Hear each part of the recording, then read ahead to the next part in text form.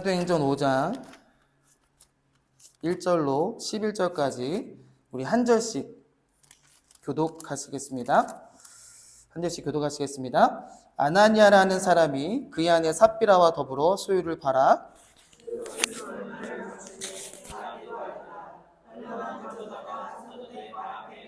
베드로가 이르되 아나니아야 어찌하여 사탄이 내 마음에 가득하여 내가 성령을 속이고 땅값 얼마를 감추었느냐?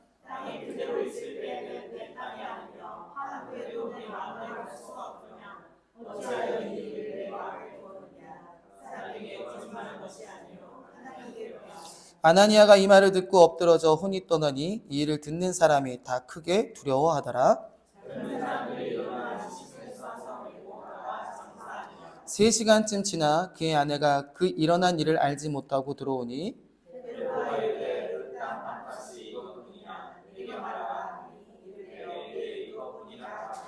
베드로가 이르되 너희가 어찌 함께 꾀하여 주의 영을 시험하려 하느냐? 보라 내 남편을 장사하고 오는 사람들의 발이 문 앞에 이르렀으니 또 너를 메어 내가리라 하니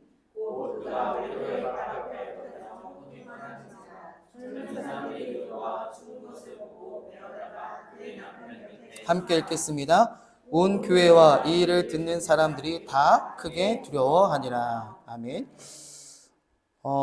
오늘 본문의 말씀은 너무나 잘 알고 있는 사건입니다. 특별히 아나니아와 삽비라에 대비되는 한 사람은 바나바입니다. 바나바. 오늘 본문에는 아나니아와 삽비라에 대한 이야기가 등장합니다. 이 내용은 너무나 잘 알고 계셔서 굳이 설명드리지 않아도 충분히 이해하고 계실 거라고 생각이 되어집니다. 아나니아와 삽비라의 이야기에 있어서의 문제라고 하는 것은 마음에서부터 비롯됐다라고 하는 거죠. 어떤 이야기냐? 자신들의 소유를 팔기는 팔았습니다. 근데 자신들의 소유를 왜 팔았냐면 사도행전 1장부터 쭉 거슬러 올라가다 보면 성령의 은혜를 통해서 누가 바나바와 그리고 아나니아와 삽비라가 그들의 소유 그리고 그들이 가지고 있던 전 재산을 팔았던 것을 볼 수가 있죠. 근데 아나니아와 삽비라가 어떤 행위를 했냐면 그 값의 일부를 감춘 다음에 사도들의 발 앞에 갖다 두었다는 거예요. 근데 그것을 누가 알았느냐? 베드로가 그 사실을 알고 그들을 책망을 합니다. 그리고 그들이 죽임을 당하게 되는 내용이 오늘 본문의 내용입니다. 그럼 우리가 먼저 생각해 봐야 할 것이 무엇이냐면 이 소유를 팔았다라고 하는 것. 제가 늘 말씀드리지만 성경에 1.1획도 그냥 기록되지 않았다라고 말씀을 드렸습니다. 그러니까 오늘 먼저 생각해야 될 것은 뭐냐면 자신들의 소유를 팔았다라고 하는 것이 과연 무엇이냐는 거죠. 간단하게 보일지 모르겠지만 굉장히 심각한 것이 바나바와 아나니와 삽비라 이 세 사람 모두 무엇을 팔았습니까? 자신의 모든 소유를 팔았다는 거예요. 소유를 팔아서 누구 앞에? 하나님 앞에 가지고 갔다는 거죠. 그러면 소유라고 하는 것은 자신이 존재해 있을 때 자신이 갖고 있는 모든 것들을 이야기합니다. 그러니까 시간과 환경과 물질과 관계 모든 것뿐만 아니라 가장 근본적인 것은 나 자신, 그러니까 내가 나의 주인이었다라고 하는 거죠. 그 모든 소유를 하나님 앞에 내어 놓았다라고 하는 개념이 이 안에 속해 있다는 겁니다. 그래서 복음서에 보면 예수님이 끊임없이 뭐라고 말씀하시냐면 너희들의 소유를 팔아라. 그리고 귀한 것을 사라 이렇게 이야기한다는 거예요. 천국 비유를 보면 소유를 팔아서 무엇을 삽니까? 밭을 사는 것을 볼 수 있습니다. 그 밭에 뭐가 감춰져 있으니까? 보배라고 하는 것이 감춰져 있기 때문이죠. 값진 진주에 대한 비유도 마찬가지입니다. 그러니까 바나바는 자신의 모든 소유를 팔아서 진주 그리고 밭을 샀다라고 볼 수 있는 거예요. 그러니까 자기를 팔았다라고 하는 것 그리고 샀다라고 하는 것은 결국 하나님의 진리의 복음 안에서 이루어진 새로운 삶을 말하는 겁니다. 그러니까 이전의 모든 삶을 청산하고 이제 내가 새로운 삶으로 나아가겠다라고 하는 그 시인과 고백으로서의 자신의 모든 소유를 하나님 앞에 내어 놓았다라고 하는 거죠. 하나님이 지금 저와 여러분에게 오늘 본문의 말씀을 함께 은혜 나누고 있는 저와 여러분에게 요구하는 것이 바로 이것이라는 거죠. 바나바와 같이 아나니아와 삽비라도 소유를 팔아서 사도들의 발 앞에 두었습니다.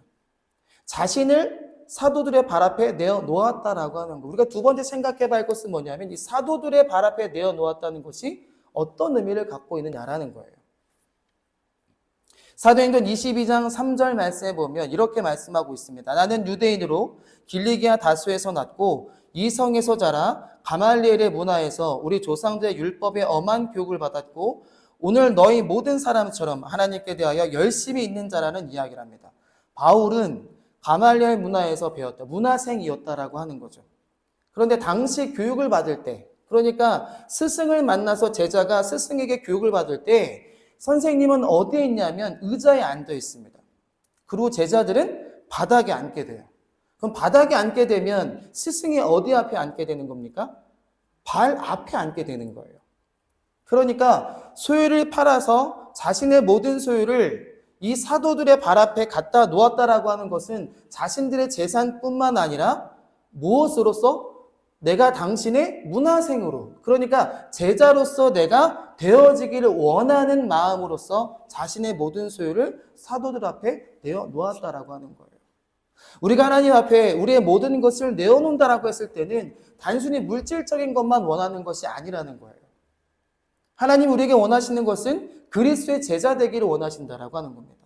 더 나아가서 제자로서 그치면 안 된다라고 하는 것은 제자는 예수님께서 돌아가실 때 다 어떻게 했습니까? 다 뿔뿔이 터졌고 도망갔습니다. 예수 그리스도의 십자가의 복음을 위해서 마지막까지 그의 목숨을 희생했던 것은 어디까지? 사도들까지 나아갔을 때 가능했다는 거예요. 그러니까 우리는 제자화에서 머물러 있으면 안 되는 것이고 어디까지 가야 된다고요? 사도들까지 가야 된다라고 하는 겁니다. 그러니까 소유를 팔아서 바나바는 하나님의 온전한 제자가 되었고 자신의 삶을 완전히 드린 제자가 되었지만 아나니아와 삽비라는 제자가 되기로 작정하고 소유를 팔아갔는데 여기서 문제가 하나 생겼다는 거예요. 어떤 문제일까요? 아나니아와 삽비라의 이름의 뜻이 무엇인지 아십니까? 혹시? 아나니아의 뜻이 뭐죠? 여호와의 은혜라는 뜻입니다. 삽비라는 보배라는 뜻이에요. 그러니까 하나님의 보배로서 하나님의 은혜를 받았고 하나님의 은혜를 받았다라고 하는 것은 그리스도의 복음의 메시지가 믿어졌다는 겁니다. 왜 제가 이 말씀을 드리냐면 복음을 이해를 할 수는 있어요. 우리의 머리로. 그런데 하나님의 진리의 생명의 복음을 내가 하나님의 은혜를 받아줬다라고 하는 것은 다른 차원의 문제라는 겁니다. 복음을 들었을 때 믿어졌다라고 하는 것이 얼마나 큰 은혜입니까? 이해는 가도 믿어지지 않는 사람이 너무 많이 있다는 거예요. 오늘 본문에서 자기의 소유를 팔아서 하나님 앞에 드리겠다라고 하는 생각은 누구의 생각이었을까요? 아나니아와 삽비라 바나바의 생각이었을까요? 그렇지 않았다는 거예요. 5장 이전에 보면 어떤 사건이 있습니까? 오순절 성령 역사 사건이 있습니다. 그러니까 성령의 은혜를 통해서 성령의 감동이 임했다는 거예요. 그래서 베드로가 뭐라 그래요? 성령을 속였다 그래요. 하나님을 속였다라는 이야기를 하는 거예요. 자신을 속였다라는 것이 아니라 성령을 속였다라고 이야기를 합니다. 오늘 본문 3절 말씀에 보면 베드로가 이르되 아나니아여 어찌하여 사탄이 내 마음에 가득하여 내가 성령을 속이고 땅값 얼마를 감추었느냐 이렇게 이야기하고 있다는 거예요. 성령의 감동으로 자신의 모든 전 재산을 팔았는데 문제는 팔고 나니까 아나니아라고 하는 하나님의 은혜라고 하는 이 이름의 뜻을 갖고는 아나니아가 그의 일부를 감추고 삽비라라고 하는 이 보배라는 뜻을 갖고 있는 삽비라는 그 일에 공모했다는 거예요. 부부는 한 몸이죠. 부부는 분리되어서는 안 된다라고 하는 겁니다. 그래서 성경을 보면 부부는 늘 같이 하나님 믿음 없는 자가 있다면 믿음 있는 자가 믿음 없는 자를 믿음 있는 자로 섬기고 그리고 주님 안으로 전도해야 하는, 그러니까 분리된 상태로 있으면 안 된다라고 하는 거죠. 그래서 오늘 아나니아 삽비라도 어떤 마음으로? 사단의 그 틈타는 마음으로 공모하기 시작했다는 겁니다. 둘이 하나가 되어서 일부는 감추고 일부는 들었다는 거죠. 근데 누가 이 사실을 알게 됐습니까? 베드로가 이 사실을 알게 됐다는 거예요. 뭐라고 하냐면 내 마음에 사탄이 가득하냐라고 하면서 사람을 속인 것이 아니라 누구를? 하나님께 거짓을 말했다는 거예요. 성령을 속였다는 거죠. 감동을 준 성령을 거역했다라고 하는 거죠. 베드로가 책망을 하고 나니까 아나니아의 혼이 떠나고 청년들이 그를 데리고 매장했다는 이야기로서 오늘 본문의 말씀이 그러니까 베드로는 아나니아가 성령을 속였다라고 말하죠. 사실 여러분, 성령은 하나님입니다. 그럼 하나님을 우리가 속일 수 있느냐라는 질문을 던진다면 여러분 어떻게 생각하십니까? 하나님을 속일 수 있을까요? 속일 수 없다는 거예요. 근데 베드로가 왜 지금 이 말을 하고 있을까요? 왜 아나니아에게 너가 지금 하나님을 속이고 있다라고 이야기를 왜 하고 있냐는 거예요. 어떤 의미로 지금 이야기를 하고 있냐는 거죠. 하나님의 영이 인간에게 속임을 당할 수는 없다는 겁니다. 그럼 왜 이런 표현을 하고 있는가? 그것은 인간의 무지한 상태. 다시 말씀드리면 완고하고 목이 곧아서 하나님의 진리를 깨닫지 못한 내적 상태를 성령을 속이고 있다라고 하는 표현으로 하고 있는 겁니다. 그러니까 하나님을 알지 못하고 있었다는 거예요. 아나니아는. 하나님의 은혜를 받기는 했지만 무엇을 몰랐다는 거예요? 하나님을 몰랐다는 겁니다. 우리가 하나님의 은혜를 받을 수는 있지만 하나님을 아는 것과 하나님의 은혜를 경험하는 것은 다른 차원의 문제라는 거예요. 왜냐하면 하나님의 영은 우리에게 그리스도의 말씀을 깨닫게 하고 각인시키고 담지하게 하기 때문입니다. 하나님이 우리에게 주신 세상의 율법을 팔게 되면 무엇만 남냐면 하나님의 진리의 말씀만 남게 되는 거예요. 그러니까 진리의 말씀이라고 하는 것, 다시 말하면 그리스도의 생명이라고 하는 것은 세상의 땅을 팔아야 얻을 수 있게 되는 것이라고 성경은 설명하고 있다는 겁니다. 삽비라의 이름의 뜻이 뭐라고 말씀드렸습니까? 보배라는 뜻이 있다 그랬어요. 보배. 보배가 뭐냐면 청보석이라는 뜻입니다. 청보석. 근데 이 청보석의 의미가 구약에 보면 대제사장의 흉패에 보면 보석이 박혀 있는데 그 보석 박힘에 청보석이 박혀 있어요. 그러니까 지금 아나니아와 그런 다음에 삽비라가 하나님의 은혜와 하나님의 보배들이 무엇을 한 거예요? 하나님을 속인 거라는 거죠. 지금 그걸 상징적으로 보여주고 있는 겁니다. 제가 왜 이 말씀을 드렸냐면 아나니아가 미혹됨을 통하여서 자신의 일부를, 소유의 일부를 감추었죠. 삽비라도 이 사실을 알았지만 어떻게 했습니까? 모른 척하고 공모했다는 거예요. 그러니까 청보석이라고 하는 보석이 빛나야 되는데 그 보석은 믿음을 이야기하는 겁니다. 그러니까 믿음이 빛을 잃어버렸다는 거예요. 보석이 빛을 잃어버리면 어떻게 됩니까? 아무 쓸모가 없는 거죠. 그래서 주의 영을 시험한 죄로 인하여서 죽임을 당하게 된다는 거죠. 남편과 함께 장사되었고 그 일로 온 교회가 그 일을 들은 사람들이 두려워하기 시작했다는 겁니다. 하나님은 그러면 이 사건을 통해서 무슨 말씀을 하시려고 하는 걸까? 우리가 생각해 봐야 한다는 거예요. 은혜로 주신 것을 작정하고 다 드리지 않으면 죽음을 면치 못한다고 이야기하는 것일까요? 아니면 하나님을 속이면 죽임을 당하니 정직하라라고 이야기하는 것일까요?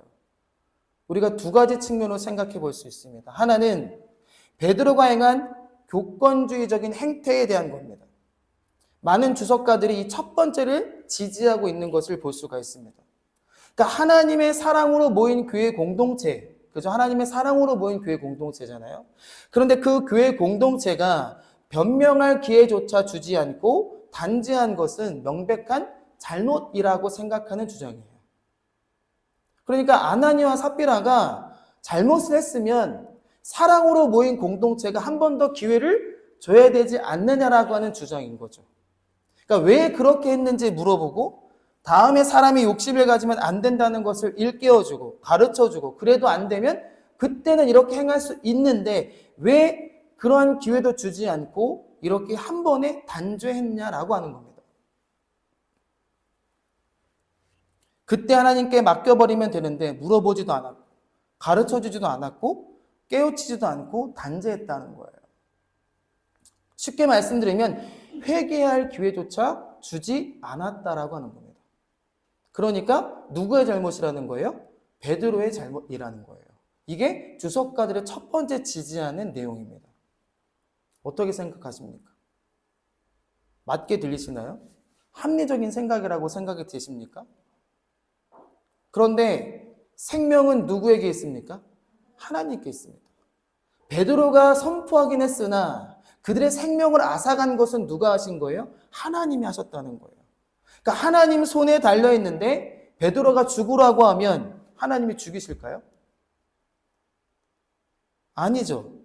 그러니까 베드로가 두 사람을 죽인 것은 아니라는 거예요. 누가 그러면 그의 생명을 가져가신 겁니까? 하나님이 가져가셨다는 거죠. 그러니까 첫 번째 이 주장에 대한 내용들을 별로 지지할 의미가 없다라고 하는 겁니다. 두 번째는 베드로의 예언적 선포라고 하는 거예요. 예언적 선포라고 하는 것은 지금도 이 일이 일어나야 된다라고 하는 거죠. 그렇다면 앞으로 교회에 이런 일들이 많이 일어나게 되겠죠. 왜냐하면 예언적 선포이기 때문에. 그렇게 되면 교회는 더 발전할 것이고 헌신자들도 많이 생길 거고 그것이 감정적이든 자발적이든 작정했다가 드리지 못하는 사람들도 얼마든지 생길 수 있기 때문에 하나님께서 본보기로 보여주신 사건이다라고 하는 거예요. 그런데 아나니아와 삽비라가 앞에 자기 소유, 하나님 앞에 자기 소유를 팔아야겠다라고 하는 마음을 준 것은 본인들 스스로가 가졌던 마음이 아니라는 거예요. 누가? 성령이 자신들의 마음에 은혜로서 부어줬다는 거죠. 우리가 신앙생활 하다 보면 어떤 상황 속에 처해 있을 때 마음에 이것은 내가 해야겠다라고 하는 생각이 들 때가 있습니다. 그 생각은 누가 주시는 거예요, 여러분? 성령의 감동으로 우리가 행하는 거죠.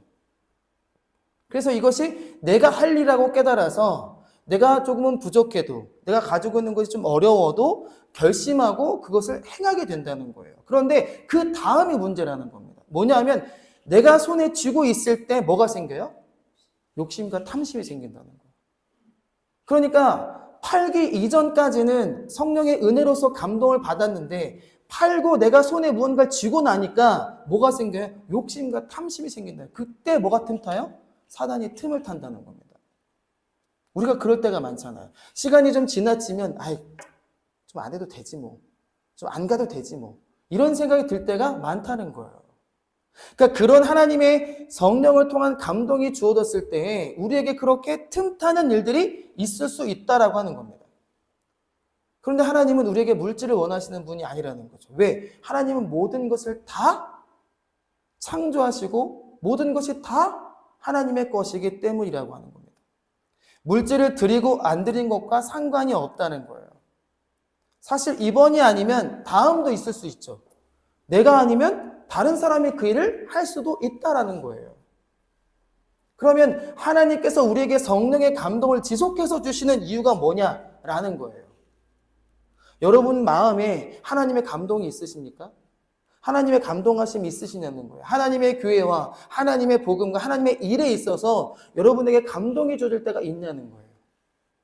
하나님은 지속적으로 우리에게 하나님의 은혜를 통한 감동을 주십니다. 그러면 왜 지속적으로 우리에게 주시느냐라는 거예요. 그것은 성령의 감동을 죽이지 말고 살리라는 겁니다. 그 얘기는 뭐냐면 즉시 이행하라는 거예요. 그게 생명이 있다는 거죠. 그런데 사단이 틈탄다라고 하는 것은 이 살리지 못하고 이 하나님의 감동을, 성령의 감동을 죽이는 역할을 한다는 거예요. 그러면 사단이라고 하는 것, 오늘 본문에서 사단이 틈탔다라고 하는 것은 무엇을 이야기하느냐? 아나니아의 생각이었습니다. 그러니까 사단이라고 하는 것이 사람의 생각, 여러 가지 사람의 생각을 통해서 성령의 감동을 죽이게 될 수 있다라고 하는 것을 오늘 본문의 말씀을 통해서 우리에게 보여주고 있다는 거죠. 성령이 역사할 수 없도록, 생명이 역사하지 못하도록 그 틈을 탔다라고 하는 의미. 성령이라고 하는 것은 생명입니다. 생명은 즉시 시행되는 거예요. 아나니아와 삽비라가 베드로에 의해서 이제 죽음을 면치 못했다라고 하는 것. 어떻게 보면 하나님 굉장히 잔인한 분이다라고 생각할 수 있습니다. 왜냐하면 주석가들이 주장하는 것처럼 한번 기회를 줄 수도 있는데 우리도 그런 실수를 참 많이 할 때가 있잖아요. 근데 하나님은 왜 단번에 아나니아와 삽비를 죽이셨냐는 거예요. 무엇을 알리는 걸까요? 이것은 은혜의 시대가 지고 진리의 시대가 시작됐다는 것을 우리에게 가르쳐 주는 겁니다.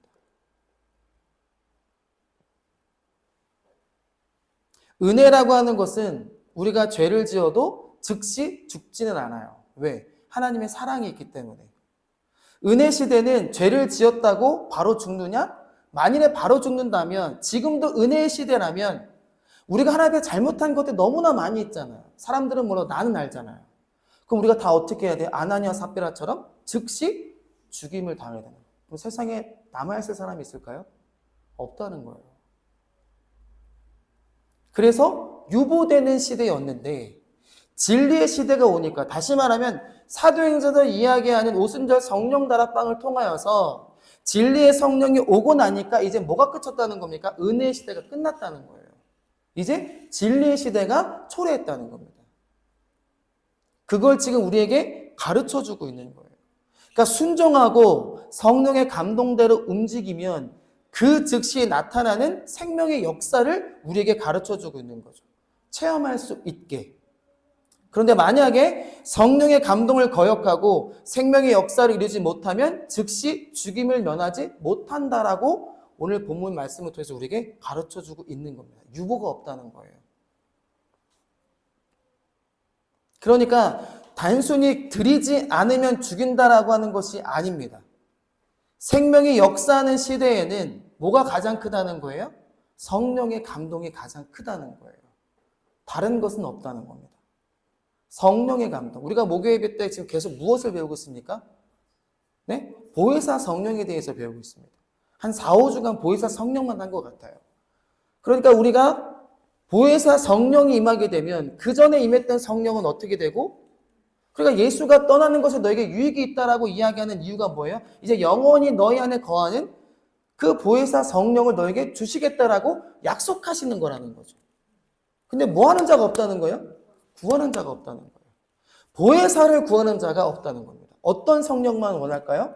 우리 몸 밖에서 어떤 기적과 이적을 행하는 그러한 성령만 우리가 기대하고 고대하고 있다는 겁니다. 그래서 예수님께서 내가 가는 것이 너희에게 유익이라고 이야기를 하시는 거예요. 지금이 어떤 시대인가를 밝혀주고 있는 거죠. 그러면서 오늘 본문 4절 말씀에 뭐라고 말씀하시는지 함께 읽겠습니다. 사도행전 5장 4절입니다. 함께 읽겠습니다. 시작!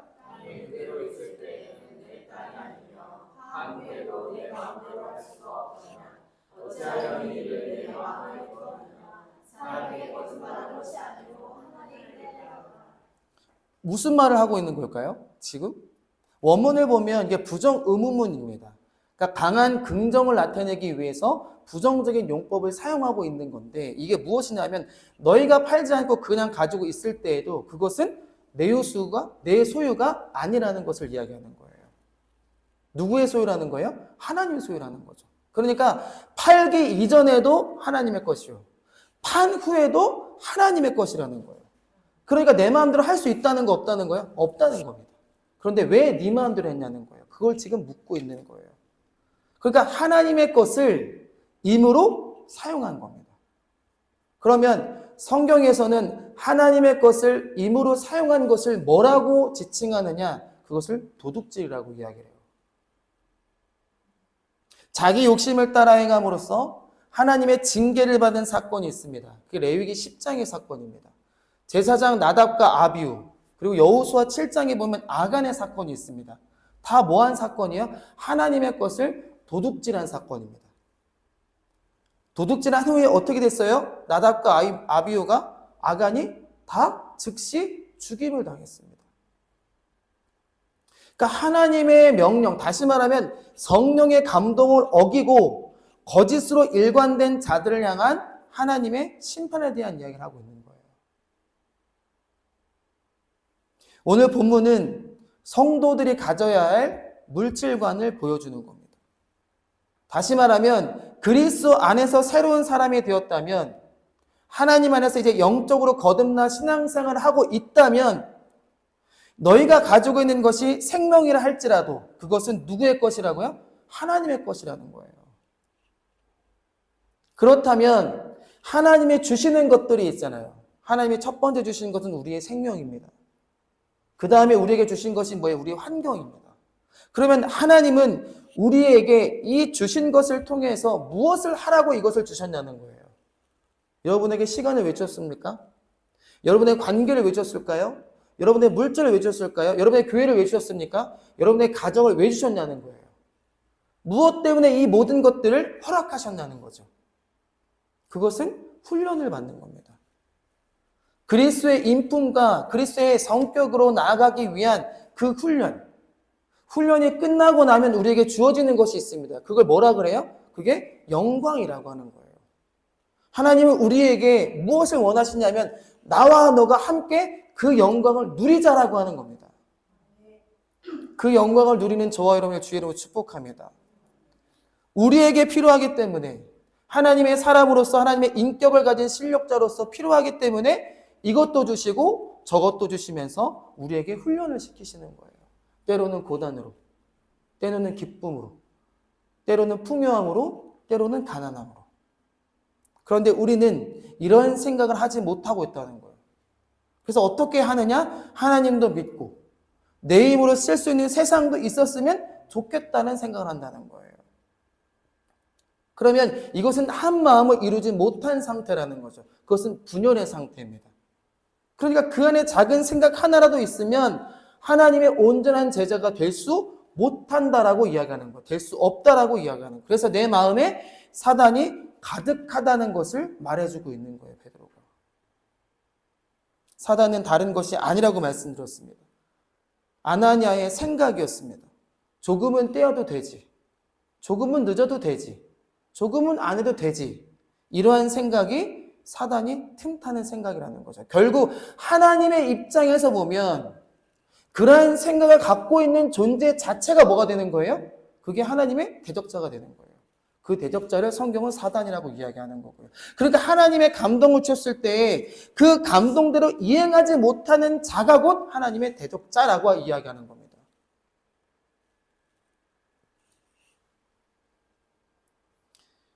완전한 헌신이 아니라면 하나님께 합당한 신앙을 가질 수 없다라고 이야기하는 거예요. 그래서 그 일이 일어난 다음에 어떤 일들이 있냐면 사람들이 두려워하게 됩니다. 사도행전 8장 18절과 19절에 보면 시몬이 사도들의 안수로 성령 받은 것을 보고 돈을 들여 이르되 이 권능을 내게도 주어 누구든지 내가 안수하는 사람은 성령을 받게 하여 주소서 하니라는 이야기를 합니다.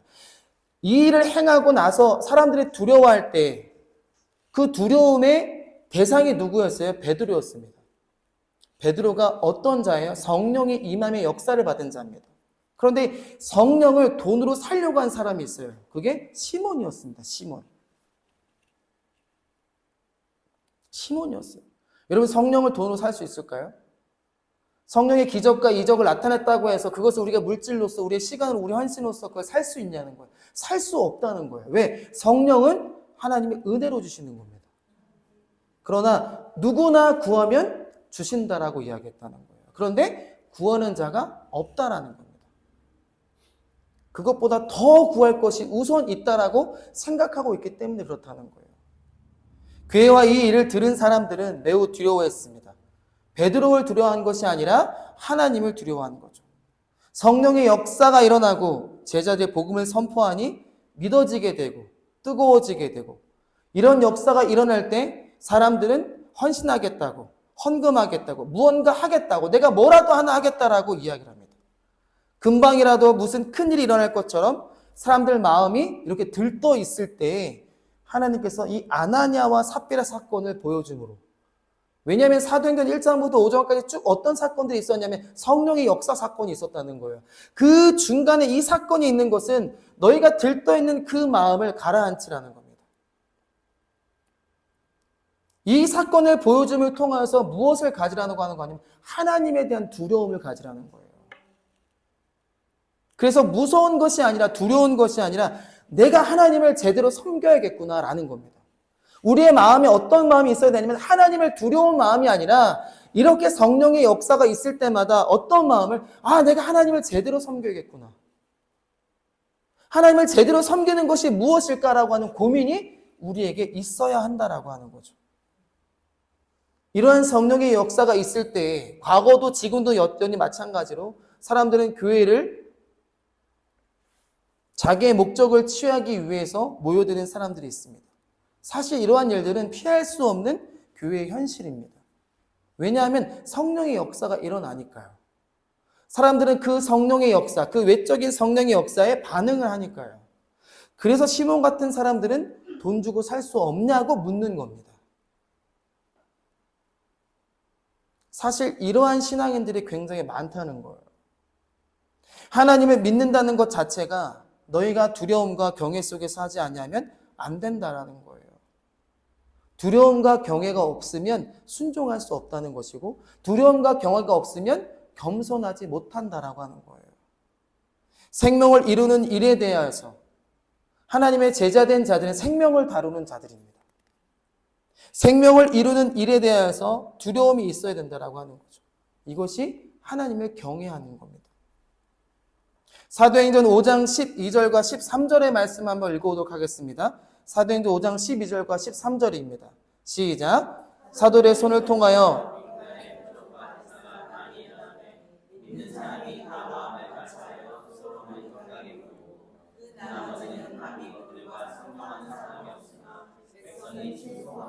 사도들이 행하는 표적과 이적이 너무 많아지게 되어서 그래서 믿는 사람들은 마음이 하나로 모아지기 시작했습니다. 그래서 솔로몬 행각으로 모여들기 시작했다는 거예요. 그런데 하나님을 사랑하고 하나님을 경외하는 마음 속에서 즐거움 속에서 모이게 되는데 문제는 뭐냐면 그들에게 감히 가까이 하는 자리가 없었다는 거예요.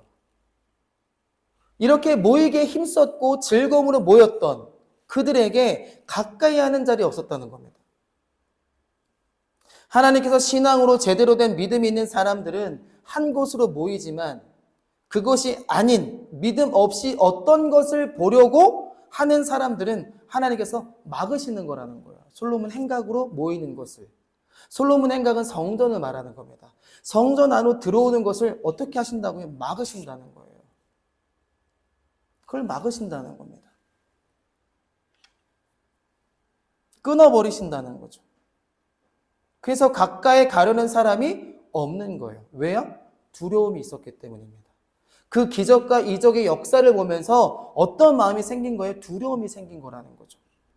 그런데 믿는 성도들의 행위에 대해서는 백성들이 어떻게 합니까? 칭송한다는 거예요.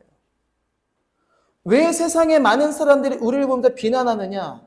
우리의 행위에서 칭송할 만한 행위들이 나오지 못하기 때문에 그렇다는 거예요. 사도행전 8장 14절과 16절 말씀에 그래서 이러한 일들을 행하게 되죠. 믿고 주께서 나오는 자가 더 많으니 남녀의 큰 무리더라. 심지어 병든 사람을 메고 거리에 나가 침대와 요 위에 누이고 베드로가 지날 때 혹 그의 그림자라도 누구에게 덮일까 바라고 예루살렘 부근에 수많은 사람들도 모여 병든 사람과 더러운 귀신에게 괴로움 받는 사람을 데리고 와서 다 나음을 얻었느니라 이렇게 이야기하고 있습니다. 그러니까 솔로몬 행각에 모인 자들이 병자들을 데리고 오고 귀신 들려 괴로움 당한 사람들을 데려오고 그들을 데리고 나와서 사도의 발 앞에 두면서 그들에게 고침을 베풀고 그러니 사람들의 칭송이 대단할 수밖에 없었다라고 하는 거죠. 믿음 없는 자들, 호기심으로 다가오는 자들, 자기 유익을 생각하고 오는 자들, 그래서 진정한 믿음이 없는 사람들에게는 하나님께서 두려움을 주시는 겁니다. 왜? 두려움이 있어야 하나님을 어떻게 할 수 있어요? 믿을 수 있기 때문에 그래요. 우리가 하나님에 대한 두려움이 없어요. 다시 말하면 죽음에 대한 공포가 없으면 그 죽음 이후에 우리가 어떻게 될 거에 대한 공포가 없으면 신에 대한 믿음이 생길 수가 없다는 거예요. 그러니까 하나님이 이들 이외의 다른 이들에게 두려움을 줬다라고 하는 것은 경외 없는 두려움은 징계요 심판으로 나타나기 때문이라는 겁니다. 그래서 아나니아와 삽비라를 통해서 보면 굉장히 부정적인 사건이라고 생각할 수 있지만 어떤 측면에서는 긍정적인 효과를 만들어내고 있는 거라는 거죠, 하나님께서. 그러니까 오늘 본문의 말씀을 어떤 관점으로, 어떤 생각으로 오늘 본문을 보느냐에 따라서 생각이 달라질 수 있다라고 하는 겁니다. 우리는 하나님의 열심으로 잘 믿으면 되고 자신의 소유를 드리면 된다라고 생각합니다. 그러나 바나바와 아나니아와 삽비라를 보십시오. 이 세 사람 모두 자신의 소유를 팔아 하나님 앞에 드렸다는 거예요. 다시 말하면 신앙심에 있어서 그 누구도 따라갈 수 없는 모습을 보였다는 겁니다. 그런데 그 마지막이 어땠다는 거예요? 우리가 깊이 들여다볼 것은 무엇이냐면 들였음에도 불구하고 그들의 삶이 어떻게 나타나고 있는가를 봐야 된다는 겁니다. 하나님을 믿는다라고 해서 다 생명을 취한 것은 아닙니다. 생명은 살아 움직여야 합니다. 우리의 삶을 통해서 하나님의 그리스도의 복음의 생명이 드러나지 않는다라고 하면 백성들로는 칭송을 받을 수가 없다는 거예요. 시시때 때마다 그리스도의 복음의 진리를 생명을 가진 자라면 우리는 그들에게 하나님에 대한 칭송을 받아야 될 자들입니다. 그것은 우리의 삶의 모습이 어떠냐에 따라 달라질 수 있다라고 하는 거예요. 저 여러분 어떻습니까? 아나니와 삽비라와 같은 신앙생활을 하고 있지는 않은가요? 은혜의 시내를 지나서 진리의 시로 넘어온 자들의 삶의 모습으로 살아가고 계십니까?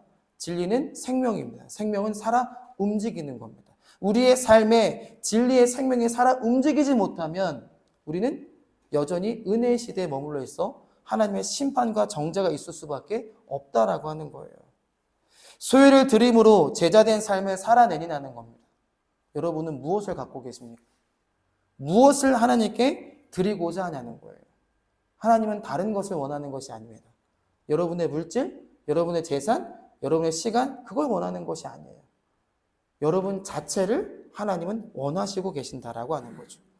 아직 은혜의 시대에 머물러 있다면 이제 진리의 시대로 넘어옴을 통하여서 하나님의 참된 사랑을 경험하는 저와 여러분이 되기를 주의 이름으로 축복합니다. 한 주간 동안도 이 아나니와 삽비라의 이야기를 통하여서 우리가 진정으로 보아야 할 하나님의 본의가 무엇인지 우리가 한 주간 동안 되새김질하는 저와 여러분 되기를 주의 이름으로 축복합니다.